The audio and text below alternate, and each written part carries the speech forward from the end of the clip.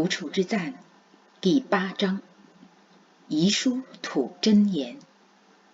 第1集，研保会做出第一批急救包，军方却传来坏消息，军费短缺，无力为将士配急救包。研保会找孟厂长募集急救包捐款，林浩恩捐1万国币。此后不久，盟军启动D-Day霸王行动。太平洋战区中国战场，中国军队正拼死抗击日本侵略军，以数倍于日军伤亡为代价，消耗着国军在中国的兵力，减轻盟军在太平洋战场的压力。协和药厂黄安原料生产线调试顺利，使研保会负责的战场急救包项目进展加快。黄安口服片剂和黄安外用药粉中试通过后，他把精力投入开发止血停制剂，关键在提取工艺。他开始工作前总是先祈祷，求主帮助他尽快做出止血药。止血药原料主要来自四川本地植物。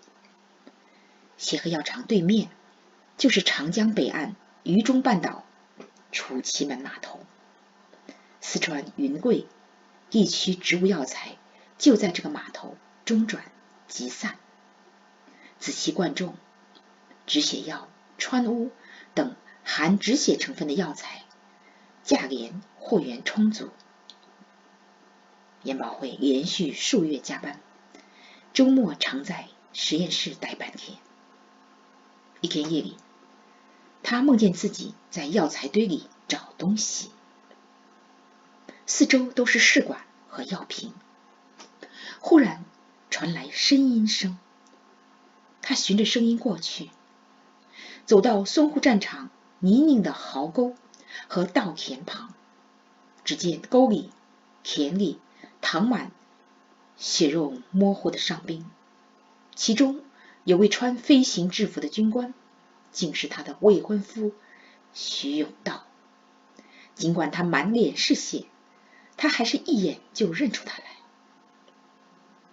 他惊喜不已，快跑到他身边，双膝跪地，流着泪说：“永，你受伤了，你没有死，你还活着，太好了，我有止血药可以救活你。”他赶紧为徐永道清洗伤口，上药包扎。他想从地上抱起他流血的头时，手却动弹不得。奋力伸手时，从梦中醒来，右胳膊麻木。原来他侧身而眠，右手臂受压。醒来才发现枕头浸满泪水，那是他在梦中为徐永道流的泪。他坐起来，低声抽泣，悲伤不已。他想回到梦里，做徐永道的未婚妻，为躺在战地的他包扎伤口，把他从死亡带回到他身边。这梦使他忧伤很久，也激发他尽最大力量为前线抗日将士制作急救包。他想到战场上每天都有许许多多女人的未婚夫和丈夫受伤，得不到及时救治，血流尽而死。若能早一天把急救包送到前线，就能使更多受伤军人存活，回家与未婚妻子相聚。在开发止血药时，他得到灵感，调整溶剂浓度、温度，改变萃取工艺，提取能在血液中溶解的止血药，使止血成分覆盖伤口。几个月后，急救包里用的出血停止血成分提纯出来。不料就在第一批急救包做出之后，军方却传来坏消息，战场失利，军费短缺，无力为将士配急救包。严保辉得知此事，找孟厂长商量，在重庆各界募集急救包捐款，先把第一批急救包送到前线飞行员和军官手里。孟厂长表示，能筹到钱就好办，工厂需要资金维持运转。随后，严保辉把捐献急救包的事告知亲戚朋友、教会会友。募捐1周后，礼拜天早晨，林浩恩赶到广义学校礼拜堂。他进来时，空无一人。他走到第3排，靠过道座位坐下，闭目默祷，睁开眼睛，发现严保辉坐在他身旁。他看见他一脸倦意，面容苍白，顿生怜爱。他觉得他一是因劳累，二是因缺乏营养才会这般模样，就打算中午请他去康克若西餐厅饱餐一顿，打包1盘牛排，外加1只奶酪蛋糕让他带回去。严小姐来得真早，他说。林先生，你来得更早啊，他说。刚得到一笔稿费，再加积蓄，共计1万国币，已通过中国银行转到协和药厂账户。我一得知捐款献急救包的事，马上通知亲戚朋友。我父母捐国币5万，家父还发动他汇通银行的职员募捐。他说，林先生，真是很感谢你，感激你，愿主纪念你和你父母亲友的善行。他说，我也恰好有笔进项，可用于捐款。昨天，永道的母亲徐妈妈从上海寄来100美元支票。她知道我在上海汇丰银行的账户被日军冻结了，只身来重庆，手头不宽裕，就汇笔钱给我。他说，林小姐，你还是按徐妈妈的心意用这笔钱吧。他说，我让大家捐款，不能自己只捐一点。他说，你已经捐无价之宝。他说，什么？他问。战地急救包。他说，那不一样，是2回事。严小姐，这样吧，你把美金支票给我，我让家父多换些国币，转账到协和药厂财务室，你查收一下。他说，严保辉接受林浩恩把美金支票换国币捐献的建议，但拒绝跟他去康克若西餐厅吃饭，让他省出这笔钱奉献。林浩恩把100美金支票寄给父亲，给父亲林致信，按国币转账到协和药厂，还让父亲帮他买2罐奶粉和2瓶多种维他命。礼拜6下午，林浩恩从中央大学先回南岸金轮屋父母家取奶粉和维他命，然后去协和药厂找严保辉。严小姐，有一点吃的东西送你，我知道你会给教会主日学的孩子吃，但你必须答应我，至少自己用1半，这是捐赠人的附加条款。浩恩说着，就把装奶粉和维他命的袋子放在保辉手里。林先生，这些东西在重庆又昂贵又紧俏，花很多钱吧？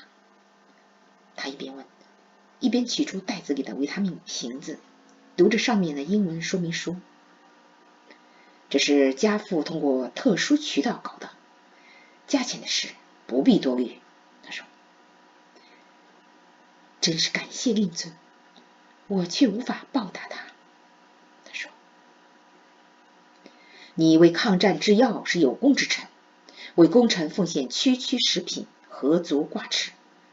严小姐，我告辞了。”陶文说完，头也没有回，就走远了。